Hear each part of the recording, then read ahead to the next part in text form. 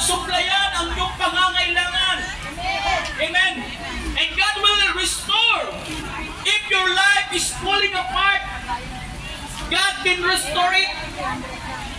If your marriage is falling apart, God can restore it.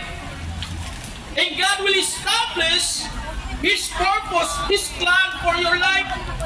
Ang nais lang ng Panginoon ay buksan mo at paitulutan ng iyong puso na payagan na gawin mo siyang Panginoon ng iyong buhay. Kasi ang tao, masasabi ko mga ate at kababayan, sila'y gumawa ng sarili-sarili ng paraan.